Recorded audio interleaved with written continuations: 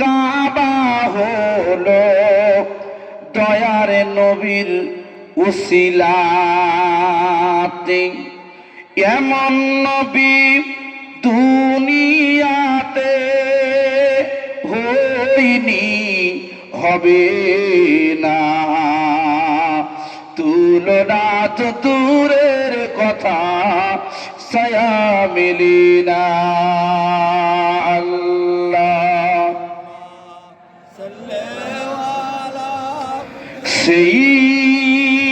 সাইয়্যিদিন ওয়া আলা আলি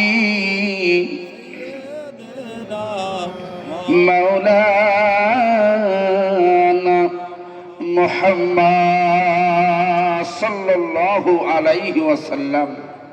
আমার ভাই সব, আল্লাহ রসুল বলেছেন পৃথিবীতে সবচেয়ে মূল্যবান সময় হলো রাতের শেষ অংশ। কোন অংশ? শেষ অংশ। এখন রাত 12টার পর 1:30 বাজতে চলেছে, তাহাজ্জুদের ওয়াক্ত চলছে, তাহাজ্জুদের ওয়াক্ত। এই সময়টা এমন একটি উর্বর সময়, যারা চাষি ভাই আছেন একমত হবেন, চাষি ভাই, উর্বর মাটি না হলে আপনাদের সাথে আলোচনা করার সমস্যা হচ্ছে। আপনারা সব এই দিকে বসে আছেন, আমি ঘুরে আছি এই দিকে, সমস্যা। দেখবেন চাষি ভাই যারা আছেন নিশ্চয়ই একমত হবে, মাটি যখন উর্বর হয় তখন ফসলটা ভালো হয়, তাই তো আপা? ফসল ভালো হতে গেলে যদি মাটি উর্বর হতে হয়, আপনার জিকির, আপনার তেলাওয়াত, আপনার দান, আপনার শ্রবণটা তখনই কবুল হবে যখন সময়টা ভালো হবে। এই সময় আপনি সুবহানাল্লাহ বলুন আর নাই বলুন, আমি যখন আসছিলাম আপনাদের এই প্যান্ডেলের ভিতরে, মাজলিসের ভিতরে দুজন ব্যক্তি ঘুমাচ্ছিলেন এই কোনায়, ঘুমাচ্ছিলেন না? আপনারা বসে বসে যে সোয়াব পাচ্ছেন, ওই সোয়াবের কিয়ত অংশ এখানে ঘুমানোর কারণে তারাও পেয়েছে। বলুন সুবহানাল্লাহ। চিল্লে হয় না সুবহানাল্লাহ? যুবক ছেলেরা মনে মনে করছে সুবহানাল্লাহ দিয়ে কি হবে, নেকি হবেটা কি? তবে সব যুবক এক না, আমার এই ভাইরা ভালো। বাইরে যারা বাজারে ঘুরছে ওরা মনে করছে সুবহানাল্লাহ বাড়ি বলে বসে বসে বলে লোবো কোন কি? আচ্ছা, বাড়ি বসে সুবহানাল্লাহ বলা আর মাজলিসে বলে বসে সুবহানাল্লাহ বলা এক হয় কি? আসমান জমিন ফেরা না? বাড়ি নামাজ পড়লে 1 সোয়াব, আর মসজিদে নামাজ পড়লে 25 গুণে 27 গুণ হয়। থিওরি কাজে দেন।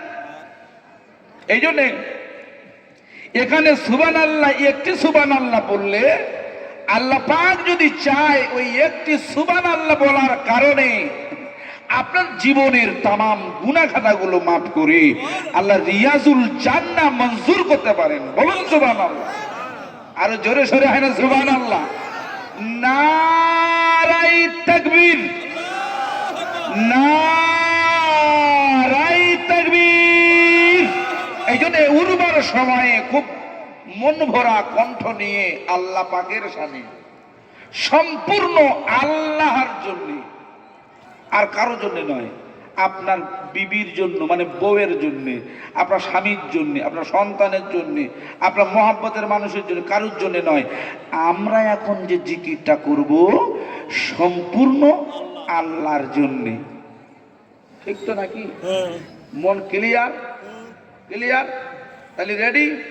সকলেই উচ্চ আওয়াজে কালমা লা ইলাহা ইল্লাল্লাহ, কলবে ধাক্কা, কালমা লা ইলাহা ইল্লাল্লাহ, লা ইলাহা মুহাম্মাদুর রাসূলুল্লাহ। সালামেরি গজুরা, সালামেরি গজুরা সালামের গজরা দুরুদেরি হার বর্ষিত হোক তারি প্রতি যিনি আমার নবী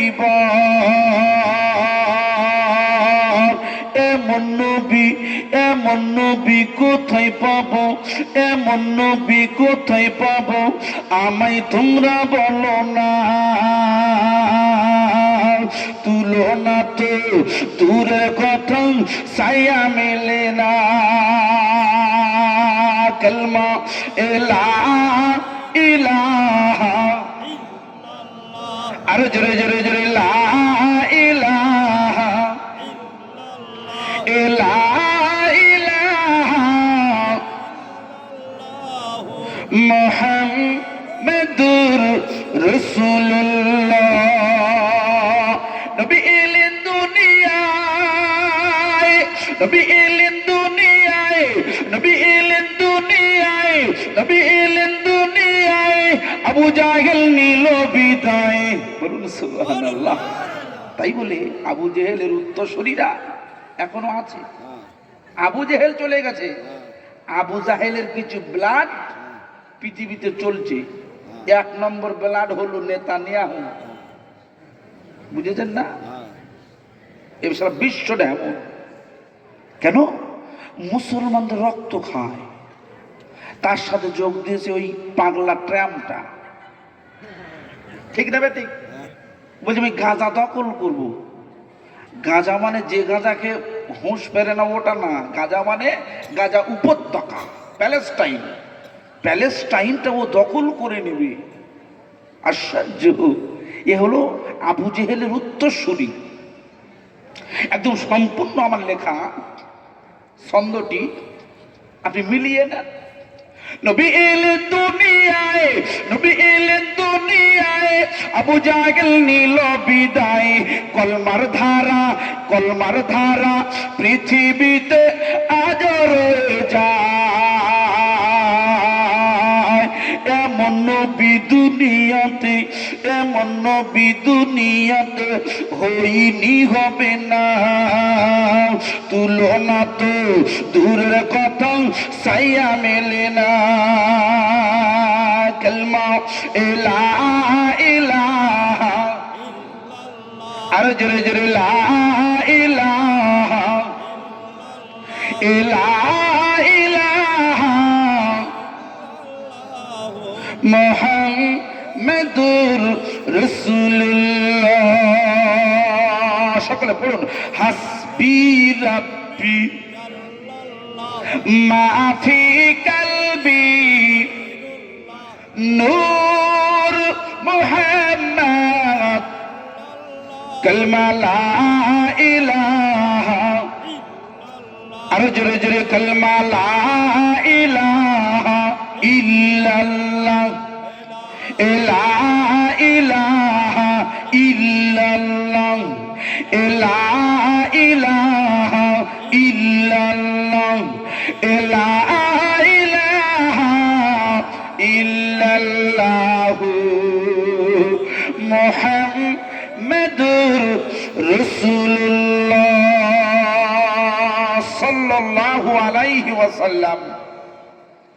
সম্মানিত আজকের মাহফিলের সুযোগ্য সভাপতি সাহেব, দিগার উলামা হাজেরাত, আরো সম্মানিত এ এলাকার খুবই নামি দামি তরুণ তরুণ নওজোয়ানেরা, পিতৃতুল্য আমার মুরব্বী আব্বাজানগণেরা,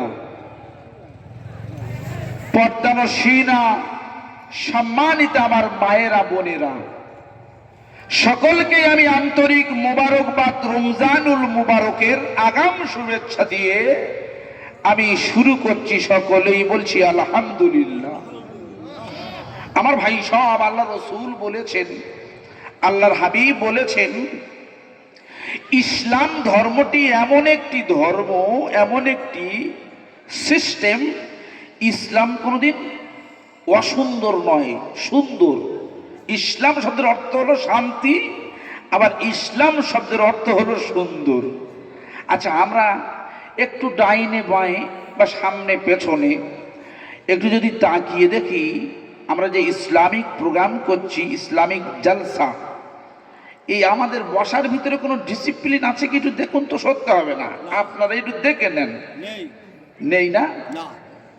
কিন্তু রসুল বলছে সুন্দর, আমরা সেটা দায়িত্ব নিয়ে কি করছি? গন্ডগোল করছি, অসুন্দর করছি। তো আমি অনুরোধ করব না, তবে আপনাদের যদি মনে হয় রসুলের কথা একটু মানবো, ভালোবাসবো, কারণ ঠান্ডার সময় তো আমি বেশি জোর করতে পারি না। ঠান্ডার সময় এক জায়গায় গরম করে দিয়েছেন, আবার নতুন করে গরম করতে সমস্যা হবে। এই জন্যে আমার মনে হয় যেখানেই আছেন সেখানেই থাকুন, হ্যাঁ, কেউ ওটাউটি করবেন না। আর আমি অনুরোধ করছি, ভাই আপনার দাঁড়িয়ে আছেন কেন? বাড়ির গিন্নিরা বলে দিয়েছে যে খবরদার বসো না, ওরা তো সব বসে আছে, আপনারা বসুন, সমস্যা নেই। এই দেখেন বুট পরে আছেন, বুট পরে ওই বুট পরে বসে যান, আল্লাহ আপনাদের কবুল করবেন, বলুন আল্লাহুম্মা আমিন। মহান রব্বুল আলামিনের দরবারে অসংখ্য কোটি কোটি শুকরিয়া হিন্দুস্তানের জমিন থেকে আমরা করি, সকলেই বলি আলহামদুলিল্লাহ। বিশ্ব নবী, নূর নবী, সরকারে তো আলম, যিনি আমাদের রাহবার, যিনি আমাদের কি, যিনি আমাদের মহব্বতের আশেক, রাসূলুল্লাহকে আমরা কি ভালোবাসি, তার চেয়ে বেশি ভালোবাসেন আমাদের তিনি। সুতরাং তিনি হলেন পৃথিবীর 1 নম্বর মেসেঞ্জার। হুজুরের দরবারে কোটি কোটি দরুদের মালা পৌঁছে দিই, সকলে বলি সাল্লাল্লাহু আলাইহি ওয়াসাল্লাম। আজকে আমাদের পক্ষ থেকে হুজুরের দরবারে দরুদের মালা পৌঁছে দিয়েছি। সুতরাং আমি আপনাকে নিয়ে সরাসরি আলোচনার ভিতরে পৌঁছে যাই, কারণ রাতের গভীরে শয়তান এখন প্রত্যেকটা খুঁটির গোড়ায় বসে বসে শয়তান দায়িত্ব দিয়ে রেখেছে, যা যা হাটকোলার বাজারে যা, সেখানে মানুষ ওয়াজ শুনছে, ওয়াজ, এই ওয়াজ শোনা থেকে বিরত রেখে বাদামের দোকান, ফুচকার দোকানের সামনে দাঁড় করিয়ে দে। এটা কার কাজ? শয়তানের কাজ। যারাই উঠে গেছে তাদের কারোর দোষ নেই, তো দোষ সব কার? ইবলিস, শয়তান। শয়তানের মুখে জুতো মারতে হবে না, হবে না? আমরা এখান থেকে 4 লক্ষ 5 লক্ষ টাকা খরচা করে মক্কা শরীফে যাই শয়তানের জুতো মারতে। মারেননি? পাথর মারে, পাথর কাপড় মারে। আচ্ছা, আপনি কি খেয়াল করে দেখেছেন, আপনি যে শয়তানের পাথর মারছেন, ওই পাথরগুলো যায় কোথায়? যায় কোথায়? সরকার তো ওখান থেকে সরায় না। কেতাবে এসেছে যার পাথর মারাটা কবুল হবে, ওই পাথরটা চলে যায় আল্লাহ পাকের আসমানে চলে যায়, আল্লাহ নিয়ে নেন। যার কবুল হয় না সেই পাথরটা পড়ে থাকে। আমরা যারা হজে যাই, অনেক মানুষের হক ফাঁকি দিয়ে টাকা ইনকাম করে বিশাল বড় লোক হয়ে এখন বাবু হজ করে হাজী সাহেব হয়ে উনি বসে আছে। আচ্ছা বলুন তো, ও হজ কবুল হবে? তবে যারা হাজী সাহেব আছেন রাগ করেন না জানো, আমি সবাইকে বলছি না, ঠিক না বেঠিক? হজ কবুল হবে ওই টাকা যে টাকা আপনি নিজে ইনকাম করেছেন, কি আপনার সম্পত্তি থেকে হজ করবেন, আল্লাহ যদি মঞ্জুর করেন। লোকের ফাঁকি দিয়ে, ভাইয়ের ফাঁকি দিয়ে, বোনের সম্পত্তি ফাঁকি দিয়ে আপনি হজে যাবেন, ও হজ কোনো কাজে আসবে না, আপনার নামাজ কাজে আসবে না, আপনি বৃথা হয়ে যাবেন, আপনার ঈমান নষ্ট হয়ে যাবে। ঈমানটা সহজ জিনিস নয়। আল্লাহ রাসূলকে, আল্লাহর হাবিবকে জিজ্ঞাসা করেছিল, সাহাবারা জিজ্ঞাসা করছে, মা ঈমানু ইয়া রাসূলুল্লাহ, ঈমানটা কি? আল্লাহ রাসূল বলছে, আল ঈমানু আন তুমিনু বিল্লাহ, ঈমান হলো আল্লাহর প্রতি বিশ্বাস। ঈমান মানে আল্লাহর উপর বিশ্বাস। খুব ভালো করে শুনবেন, আমি ঈমানটা দিয়ে শুরু করি। কেন? ইমান না হলে মুসলমানিত্বে টিকে থাকা যায়? যায়। আমার নাম জুলফিকার, মানে হলো ইসলামের তলোয়ার, তাই তো? আমি নাম রেখেছি ইসলামের তলোয়ার। আমি কাজ করছি সব ফেরাউন মার্কা। আপনার ইমান থাকবে? ইমান তো থাকবে না। সুতরাং মুসলমানিত্বে টিকে থাকতে গেলে আপনার ইমানটা ঠিক করতে হবে। আর ওই ইমান না ঠিক থাকলে আপনার নামাজ, আপনার কালাম, আপনার হজ যাকাত গুলো সব জলাঞ্জলিতে চলে যাবে। একটু আওয়াজ দিয়ে বলি নাউজুবিল্লাহ। আমরা এখান থেকে ওয়াদা করছি, এখান থেকেই প্রতিশ্রুতি নিচ্ছি, আজকের এই হাটখোলার মহান ঐতিহাসিক ইসরায়েল সোয়াবের মজলিস থেকে আমরা ওয়াদা করছি, আল্লাহ আমরা যতদিন যা গুনাহ করেছি, এতদিন যা অপরাধ করেছি, এতদিন যা হক ফাঁকি দিয়েছি, এতদিন যা জেনাবে বিচারি করেছি, এতদিন যা নামাজ কাজা করেছি, এতদিন হারামে খেয়েছি, এতদিন বন্ধনের লোন নিয়েছি, এতদিন সুদ খেয়েছি, সমস্ত হারাম কাজ থেকে, সমস্ত অবৈধ কাজ থেকে আল্লাহ আমরা তওবা করছি। এই তওবাটি যেন আল্লাহর আরশে আজিমে কবুল হয়ে যায়। একটু আওয়াজ দিয়ে বলি আল্লাহুম্মা আমিন। আমার ভাই সব, তাহলে প্রশ্ন হলো ইমানটা ঠিক করতে হবে। ইমানের নাটটা ঢিলা হয়ে যাচ্ছে মুসলমানের। নাট বোঝেন? বুঝেন না? আরে ওই মেশিন পাতে লাগায় নাট, হ্যাঁ, গাড়ির নাট বা ওই যে চাকার নাট। আমি যে মারুতি করে এসেছি, ওই মারুতির চাকার নাট যদি ঢিলা হয়ে যায়, আমরা আসতে পারবো? গাড়ি উল্টে যাবে না? আপনার ইমানের নাট যদি খারাপ হয়ে যায়, যদি ঢিলা হয়ে যায়, ওই ইমানটা টিকে থাকবে কি? হ্যাঁ, আমার ভাই সব খুব ভালো করে বুঝবে। ওয়াজ চলবে তো না পাল্টাবো? চলবে? খুব ভালো করে শুনে নেন। অনেক বাড়িতে